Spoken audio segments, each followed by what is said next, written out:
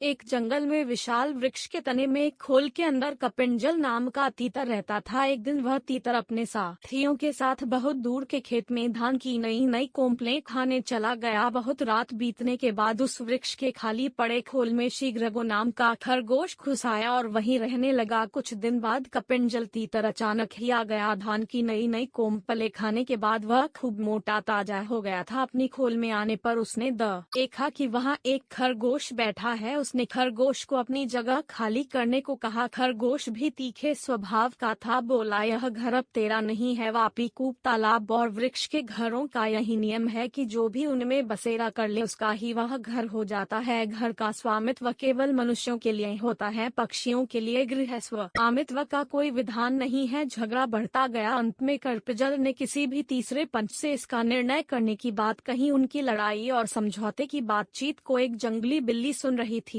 उसने सोचा, मैं ही पंच बन जाऊं तो कितना अच्छा है, दोनों को मार कर खाने का अवसर मिल जाएगा। यह सोच हाथ में माला लेकर सूर्य की ओर मुख करके नदी के किनारे कुशासन बिछाकर वहां आंखें मूंद बैठ गई और धर्म का उपदेश करने लगी। उसके धर्मोपदेश को सुनकर खरगोश ने कहा, यह देखो कोई तपस्वी बैठा है, इसी को पंच बनाकर पूछ ले। तीतर बिल्ली को देखकर डर गया। दूर से बोला, मुनिवर, तुम हमारे झगड़े का निपटारा कर दो। जिसका पक्ष धर्म विरुद्ध होगा उसे तुम खा लेना। यह सुन बिल्ली ने आंख खोली और कहा, राम राम, ऐसा न कहो। मैंने हिंसा का नारकीय मार्ग छोड़ दिया है।